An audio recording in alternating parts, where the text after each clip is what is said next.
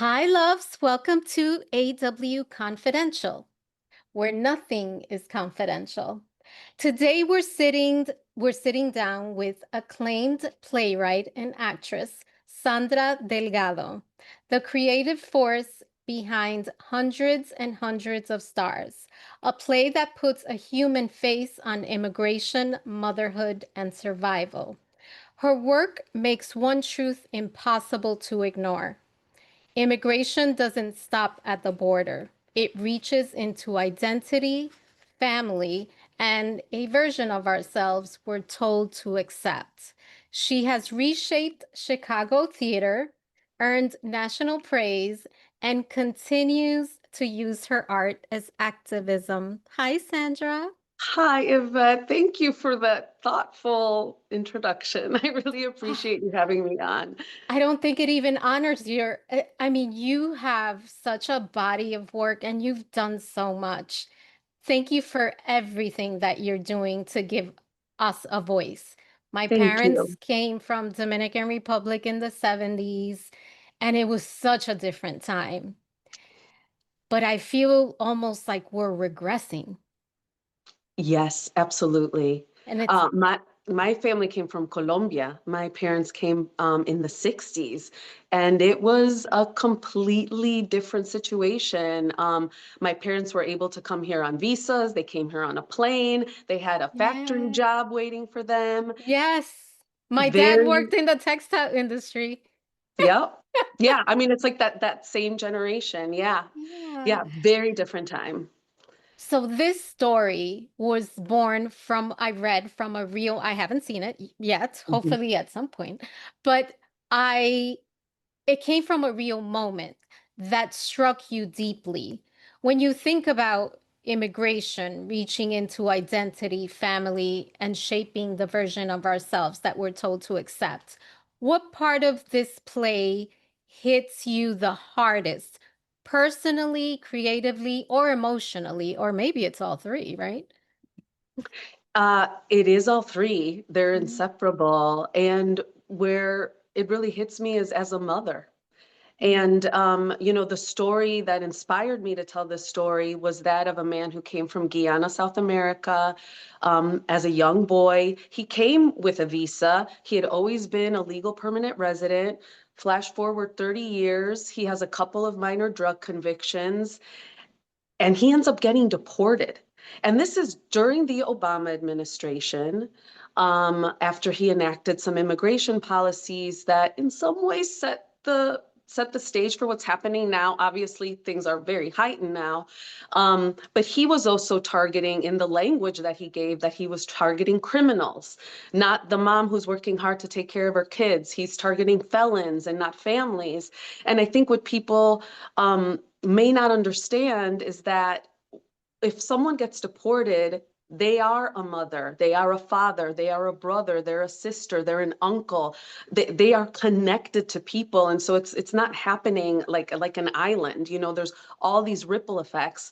And when I heard the story of this man, who also at the time, and this is like almost like 8 years ago, I didn't at the time know that you could get deported if you were a legal permanent resident. I really thought that you had some protections.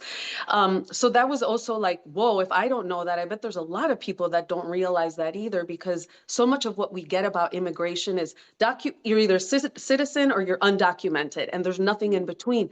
There are so many of us that are in between, living in this, gray area. But at the end of it, what really got me about this man's story was that he had, at the time, his son was 10 years old. My daughter was 10 years old at the time. And I was like, in what world does it make any sense to deport this man over minor drug convictions? Is he a criminal on paper? I guess. Is that the same kind of crime as like someone who's like, distributing drugs on a mass scale that's like ruining a community? No. Is it a violent crime? No. Is it something that an American would get a fine for? Yes. But he gets Mhm. deported, and now his son is growing up without his father. His wife is now raising this child as a single mom, and he's going back to a place that he hasn't been to since he was a child. And so I was like, what if this was someone like me. Like everything about me is the same. You know, I was born here in Chicago, but what if I hadn't been? What if my parents had come from Colombia and then, you know, with me, and then you know, and because part of the thing that I'm also trying to do is like disrupt this stereotype that we have about what like immigrant means, what someone who gets deported means, what does that look like, what drug user means, what American means, what does American mean? That man is Yeah. American. He grew up here, everything, you know, it's like, so, but to answer your question, it was the motherhood part that really, really got me. It just did not make any sense to me, and just really got me thinking about all the families, you know, just like all this collateral damage, and that just goes on for a lifetime. It does. And it's hard to, because I don't we can talk about this for days, right? Hmm. But the story isn't abstract. It's not something we haven't heard, but it really does reflect what so many families are quietly enduring. So what truths, because I know you've done your research before when you Yeah. were writing this, what truths about immigration, belonging, were you most determined to expose through the main character? Yeah, that's an interesting question. And where I started really was showing this family and Clara, the protagonist, as fully fleshed out, imperfect beings. As we Because all are. as we all are, but how often, you know, we've come so far with representation, with Latina representation, and there's still so much work to do. When we think about immigrants and people who get deported, there's still such a narrow view of what that looks like and what their stories are, especially like in the sound bites that you're getting and the video bites that you're getting on social media.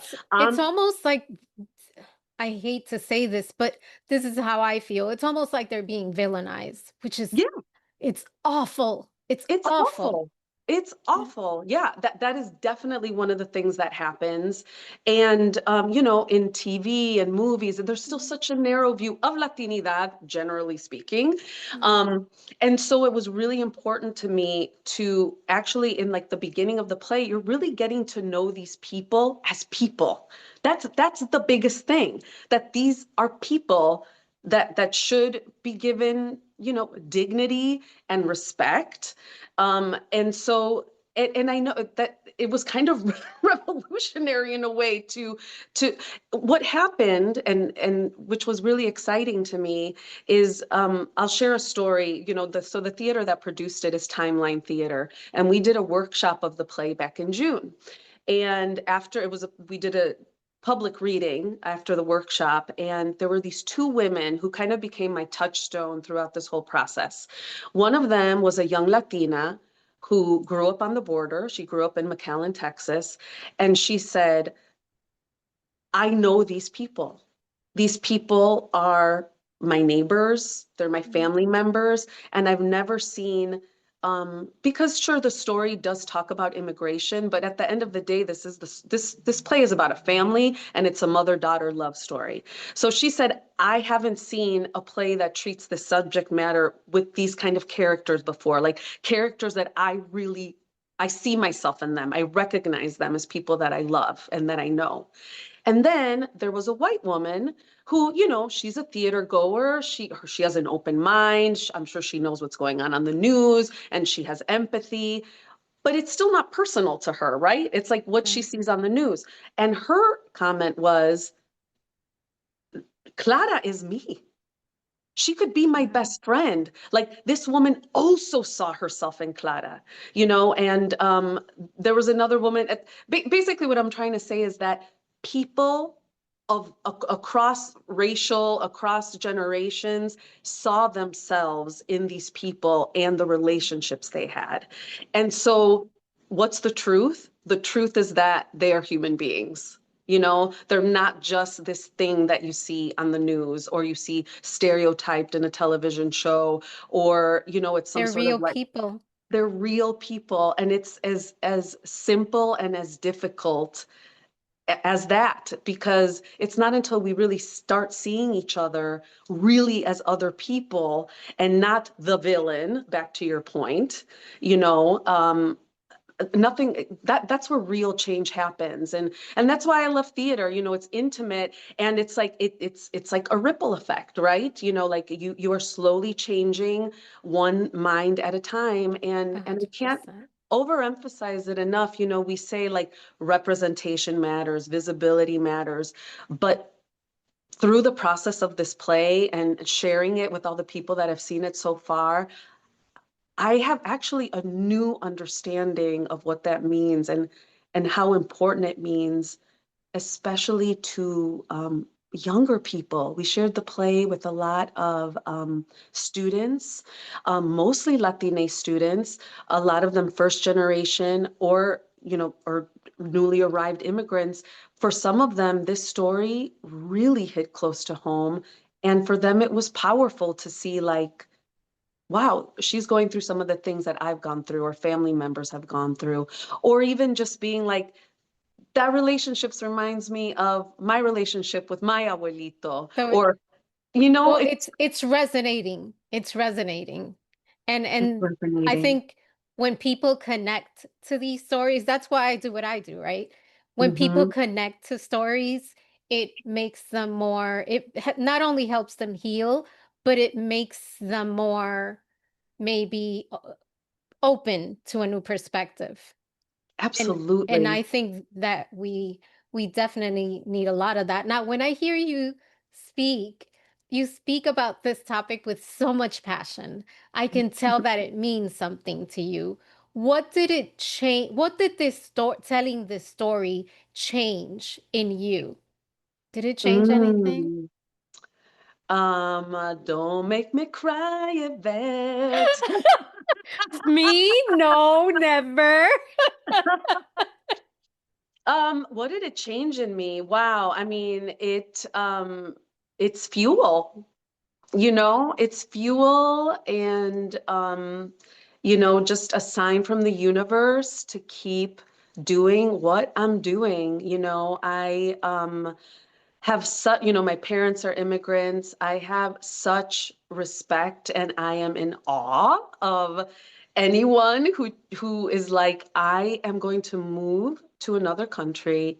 I'm going to learn the language. I'm going to plant some seeds. I'm going to grow some roots. I'm going to learn a completely different language.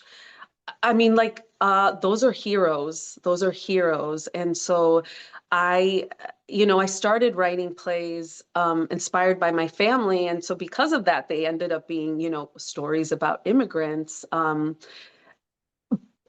this just is just more fuel. Like I said, it's given me some confidence, some more confidence. And I'm just going to keep telling as many stories as I can. Well, we need more of your stories for sure. Now, Clara, the Hmm. character that we're talking about in the play, she's fighting to keep her daughter, her dignity, her life intact. As a Hmm. storyteller, and you've at this point, just because you've connected with the audience and the character and what you've written, what was it about this character that impacted you the most? What did you connect with? What did you resonate with the Yeah. most? So, you know, when I wrote the story, you know, the jumping off point was the story of this man that I heard. And, you know, all threaded throughout that, you know, my daughter was around 11 when I started writing the play. She's now 18. And I know, and she's my only. And threaded throughout the play is my experience and impressions of motherhood. And Oh, wow. yeah, Okay. Tell us and more. So yeah. my daughter is 22. She just graduated and just got engaged. So I Oh get my it. So gosh, I wow. want to hear more about the motherhood part. Yeah. So your daughter just graduated. We are right now in the midst of college applications. Girl, We're in the that I know. We're gonna Okay. get through it. We're You gonna will. get You through will. it. Yeah. Absolutely. Um, So, I've always traveled a lot for work and have, sometimes I'm gone a few months at a time, and there is a loneliness that comes with that, and guilt, major guilt, especially, I mean, the guilt that I feel, compounded by the guilt my mom makes me feel. Mother's guilt. You can't escape it. I No, tell you, you no, can't. la I tell niña, la people all the niña. time. Yeah. Yeah. And so, threaded throughout that, obviously I'm in a completely different situation than Clara, but the whole time Clara is being, there's that threat that she is going to be separated from her daughter. And she does in fact get separated from her daughter. So how do you do that? How do you connect with your child when you are thousands and thousands of miles away from each other? And what is the feeling that you feel as a parent? Obviously, with Clara, this is an extreme situation, but I did channel the feelings that I have felt when we have that, totally unsatisfying conversation, when we aren't able to connect on the phone and she's off in her own world and she clicks the phone and I'm like, oh my God, I'm so lonely and I'm sad and I feel so guilty that I'm not with you right now. Mm. And it was interesting, having other parents reflect to me that, there was this one woman who was like, I feel that so much, and my kids are here. I feel like we can be around the dinner table, and it feels like I'm 1,000 miles away because it's like, how was school? Fine. Did anything happen? No. So yeah, I mean, that's what I really mostly connected with the motherhood, and that, I mean, that was what really carried me through. Wow. I would say to a certain way also, I'm now in the sandwich generation, which is a term that I've only heard really recently, where you you are now taking care of your parents. And you're also taking care of a child. So you're in the sandwich. And I am feeling that so hard right now in a It's a lot way of that pressure. a lot of pressure, a lot of work. It's also like an honor to be able to do this for my parents right now.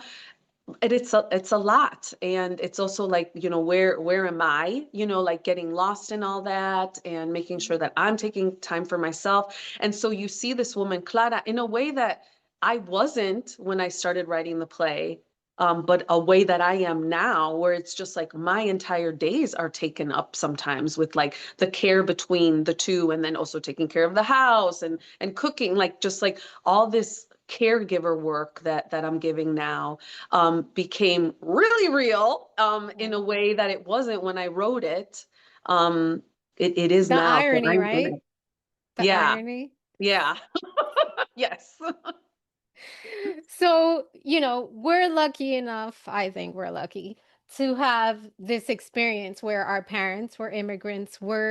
In a we're in a time where despite there is so much challenge, so many different types of challenges, but Hmm. we've lived this experience that is it's I don't know, it's almost like beautiful and sad at the same time.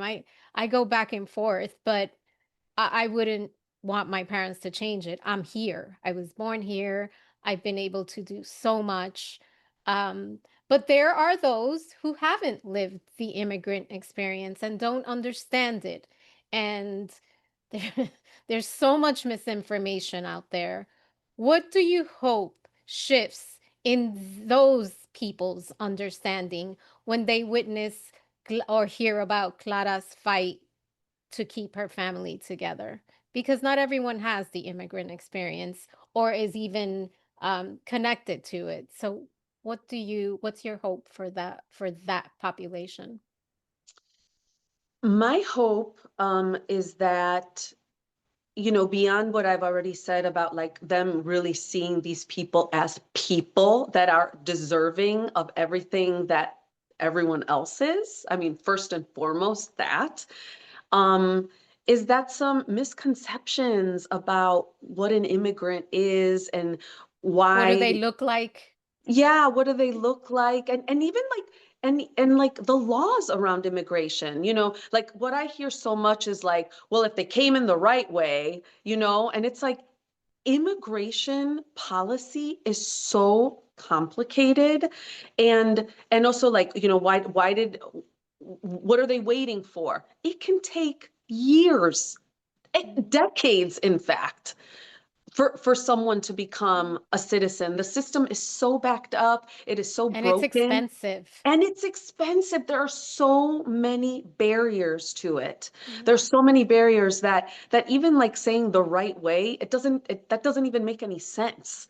The right way. There's the scene in the play that's with a lawyer. Clara goes and sees a lawyer, and the lawyer, Clara's like, what if I get married again? Like all the things that you hear people say, well, what if you Yeah. could get married? And the lawyer's like, well, no, getting married doesn't preclude deportation. That's a myth. That's this thing that people think. You could I've get heard that a million a times. million times, Yeah. right? Like all the things. So for people to be actually more educated and then hopefully more empathetic about people's situation, because becoming a citizen is not as easy as people think it is, even if someone has come in with a visa, even if they've come in documented, if they've come, seeking asylum, they could be waiting for years. People don't realize that. Even people who are more sympathetic, I feel like there's so many common misconceptions about immigration and becoming a citizen. So the show, I hope opens people's hearts, but then opens people's minds that it's much more complicated than people think. I love that you included that because it is a play, but it's also you're educating. Absolutely. Wow. Wow. I mean, that it is really beautiful that you're doing this. You're known for using art to reclaim stories Mm-hmm. that rarely make it to center stage. Mm-hmm. Where does that come from? And how do you protect your own spirit when you're creating work that demands this level of honesty? Because I know as a creator, I give a lot of my personal my my my energy, my story. I put a lot out there, but I've painfully I've had Mm-hmm. to learn to protect my spirit. Otherwise, physically, mentally, emotionally, it's draining to me. Yes. Yes. Yes. So, you I want to know, talk about that too. I do. I do. And as an actor, um, I so much of my work, and other people's work has been, you know, women in very traumatic situations. And there is some sort of collateral damage, I think, of embodying someone. It's like it's not real, but your body is really going through it. And when you're going through that 8 times a week for months, that's going to change your cells. That's going to do something to you. And so I've actually had to take some time off, to kind of like regroup. And I've gotten a really good meditation practice that really, really helps me and is so necessary because yeah, it has an effect on you. Um, but as far as what you were asking, I had this really big aha moment when I was researching another play that I have. It's a play with music, and it's called La Habana Madrid. And La Habana Madrid was a nightclub that existed in Chicago in the 1960s, and it was a place that my parents used to go to. And I thought I was going to write a play about my parents because my parents got married in a very unusual way. wow. On her wedding day, on their wedding day, my mom, they're in Medellin, and my mom walks down the aisle, church, Catholic wedding, both sides of the family, and she gets to the aisle and she says her vows to my dad's cousin. Wait, what? Yes, because my dad was already in Chicago and he was at a church also at the same time with a priest and a witness. And so all the pictures of my mom from her wedding day are with this other man. With my dad's cousin. And so, and then my mom got on a plane and went to Chicago the next day. So they got married by proxy. My Wow. dad's cousin was his proxy. And so I was like, that is so weird. And I want to write a play about it. And so I was sitting down and talking to my dad about his early days in Chicago. And he's like, yeah, we used to go to this club, Havana Madrid. And when he told me where it was, my mind was blown because it's not far from where I grew up. And in fact, I would walk by there all the time on my way to the beach. And in my memory, that had never been a Latino neighborhood. Like it just wasn't. It was not like any trace of Latinidad had been erased by the time I came around. But I soon found out that it was actually like it was a Cuban, it was like a Caribbean Latina neighborhood. Like it was heavy Cuban at first, like in the 50s, 60s, and then it became super Puerto Rican. And then it like made sense why my parents landed there, you know, because in Chicago you have like two huge Mexican neighborhoods, but it makes sense to me that Colombians would go to where like the Puerto Ricans and the Cubans were, just because I feel like there's a lot of like touch points there, like with our food and our music and stuff. And anyway, so I was like, oh my God, this is amazing. I've always wanted to sing with a salsa band. I can be the singer. Wouldn't it be cute if like I did this immersive experience where it's a recreation of the nightclub? And so Ooh. that's where I started going. I was like, oh my God, I'm not gonna write that play about my parents. I want to write a play about La Habana Madrid. So I started Googling, and now if you Google La Habana Madrid, you'll find a lot of stuff about the show, but I couldn't find anything about the club. And it's weird because I knew now that I knew where the club was, I knew that the club afterwards had become this very influential folk club called the Quiet Night. Like Bob Dylan played there and Jimi Hendrix played there. And then afterwards, it was like this punk club. And there was stuff about those clubs, but nothing about La Habana Madrid. And so then I went to the big library downtown, and I was like, I'm gonna find something here because I knew at the time there were clubs, there were Spanish language radio stations, there were record labels, there were, you know, there was a rich like Caribbean music scene. And anyway, I found this book that was called like Chicago Music of the 1960s, like something like that. And in this like book that had like over 200 pages, there was not one Latino name. Wow. And that was the moment that for me, this project changed from, oh, wouldn't it be like so cute if like I created this thing in a club? Wouldn't that be fun? To like, oh, no, no, no, no.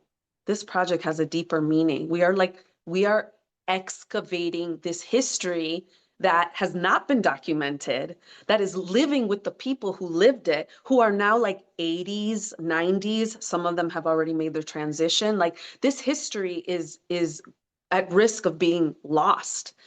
Um, and so that was this huge turning point for me in why I do what I do.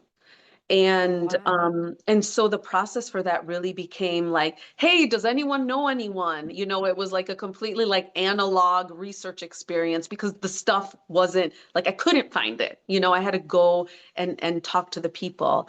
And so I don't even know Wow. what your original question I was, know. but No, it actually leads. No, it's a good leading point mhm. to what I wanted to talk about. I want you to at least a little bit. We have a few minutes to talk about the Sandra Delgado experience. What is what?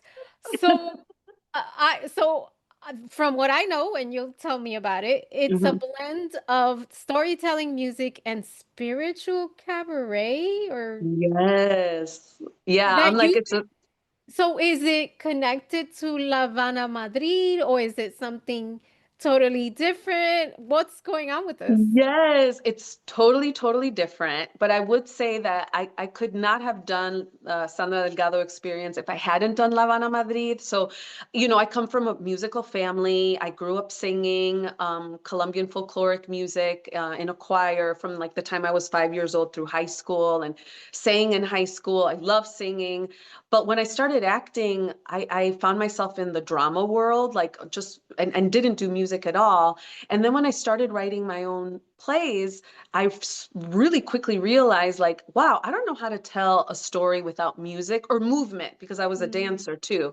So with hundreds and hundreds of stars, it's like a play, but it's also a mashup because there are these like, I'm not going to call it dance, but there are like these movement sequences because I'm really interested in how to tell a story beyond words. Like, how do we tell a story through song? How do we tell a story through movement? You know?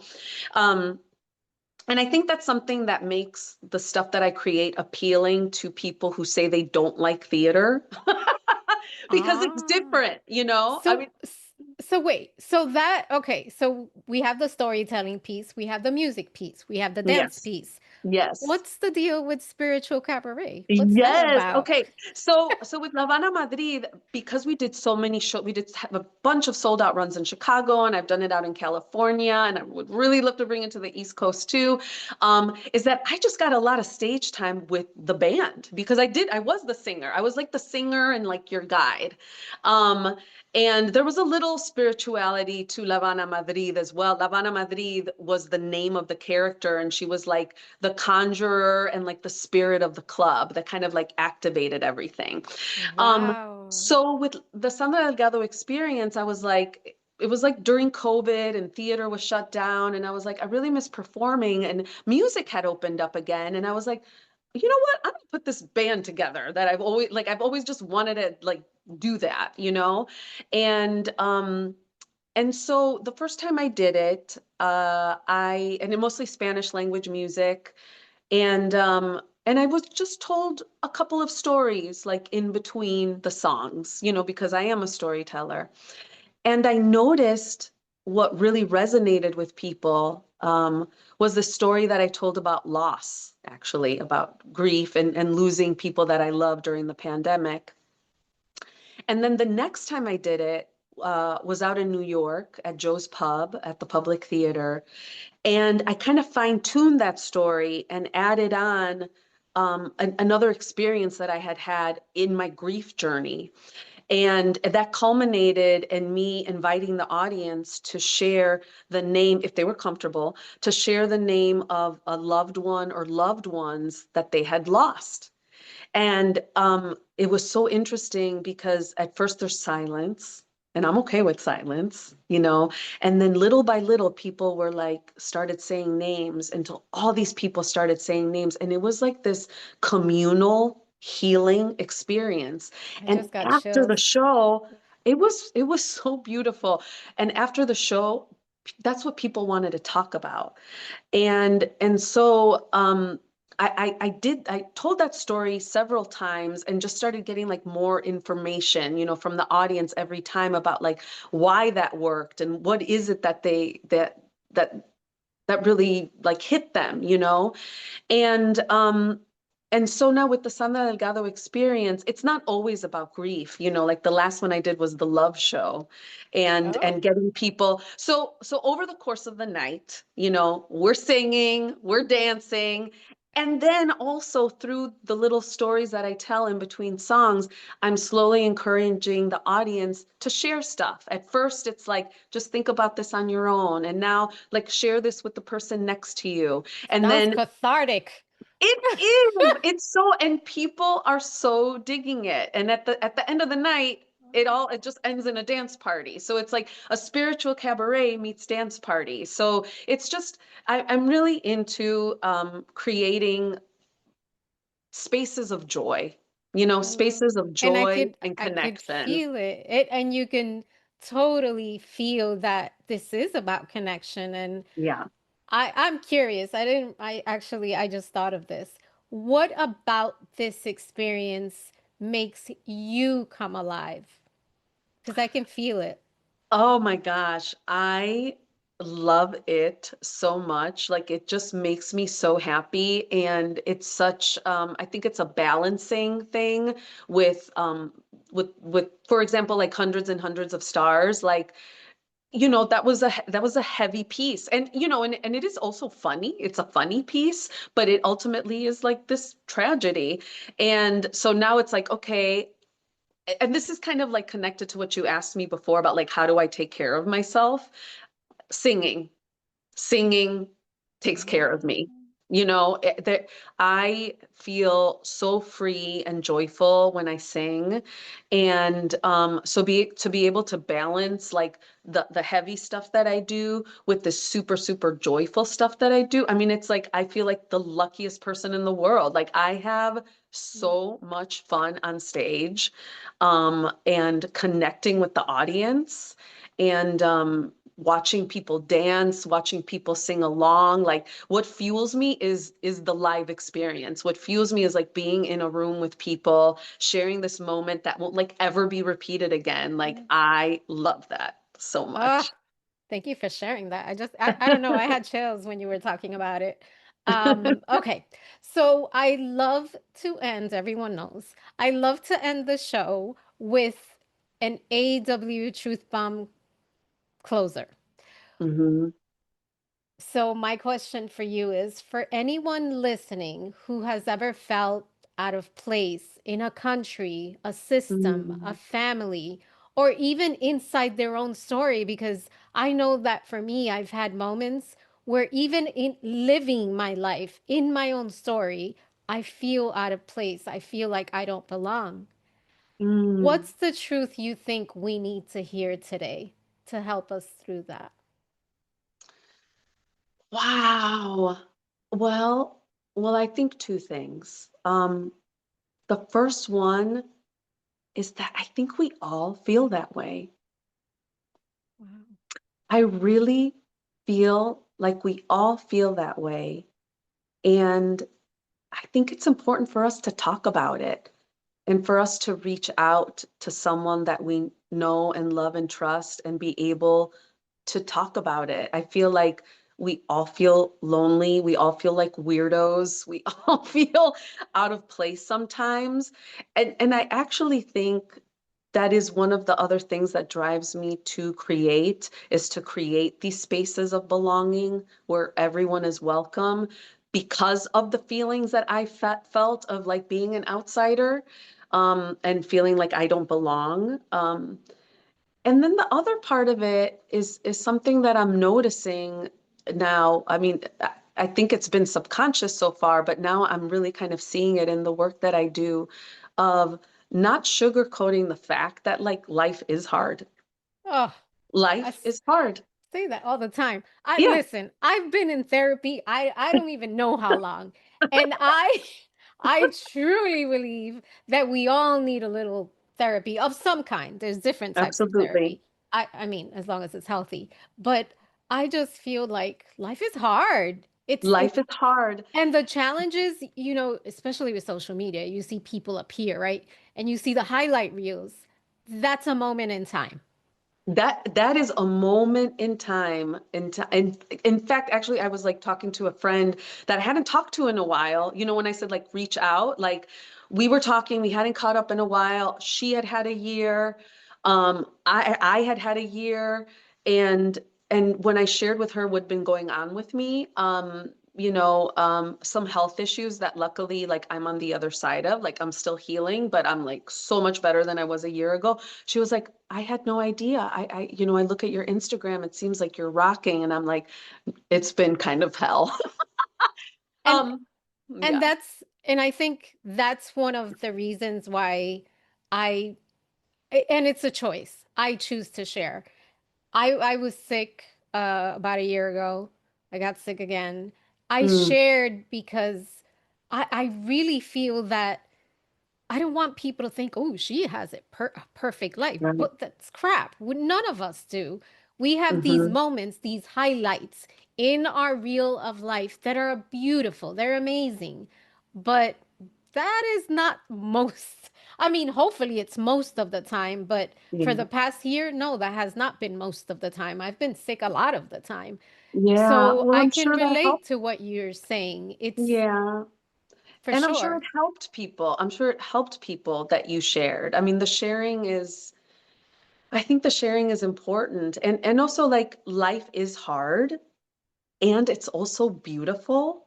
And to try to find the beauty in the small, everyday Yeah. things. Like we're so lucky. I'm so lucky that I get to sit down with you and like have this Oh, conversation, you thank you. know? I'm so lucky that after this, the sun is shining and I'm going to take my dog for a walk, you know? And is everything perfect? No, but it's like I think because life is hard and we're really living through a moment right now that I that is going to go on for a while, I Hmm. suspect, before it really gets better, like, you know, grand scheme of things, that it's even more important to, you know, hang on to the people that love you, you know, And and remember that everything is temporary, right? yes, yes, you'll You know, find your way. it's funny you say that because I just thought about something. I used to have this fantasy, as most young people do, right? That life that I was gonna build this perfect life. And Yep. what I realized now that I'm, I hit that 50 mark, I've realized that life is not perfect, but there are Mm-mm. those perfect moments. They're just moments where Hmm. it's like pure joy, pure just happiness. So Yep. it's perfect moments, but not life is just it's a show. It's It's a not. show. Yeah, I mean, and I feel like, you know, as soon as you really realize that, I think there's a freedom in that because it's Yes. the truth. See, Like therapy life's paid off, Sandra. yeah, that's it. Life is Yeah. hard and it's beautiful and you will find your way, you know. And I think, I think one of the things I've just had so many like, I don't know, wake up calls, but I think we need to remember that it's temporary. So we Hmm. should find that those joys, tiny, tiny. Tiny. Yeah. All of them, because they're out there and they're out there every day if you're looking for them. We're trying. We're trying. Sandra, Yes. thank you so much. You're so amazing. I want to know, we want to know, how do we find Yes. out more about you? When do we get some Sandra in New York? What's the deal with Oh that? my gosh. Well, I will be coming back to Joe's Pub in the spring with the Sandra Delgado Ooh, experience. I'm gonna So, have to go to that. yes, you got to come to that. I would love to have you there. Yeah, that's going to be in the spring. I will be announcing the date soon. And for now, just follow me on Instagram at Yo Soy Sandra Delgado. Well, Sandra, you're amazing. Thank you so much for being here today, and I look forward to meeting you in person in the spring. Thanks. Oh my gosh. And I'm also going to be, I'm going to be on Power Book 4 Force Wait, this what? season. Yes, Girl, wait, yes. whoa, give us, can you give us some info? Yeah, I will be on as Agent Delgado. They like my last name so much that they made the character Agent Delgado, and I'll be in. I think my first episode is episode 5 or 6, and the season starts this week. So tune Wait, into so Stars. which power? Because I'm a power Oh, fan. Which one? yes, it's the Power Book 4 Force, the one with Tommy. That's one of my favorites. Oh my God, Yes, Sandra. I'm so glad I asked you. All right. yes. So check me out on that. Yes. So excited. Thank you so much for being Thank here. you. What a And pleasure.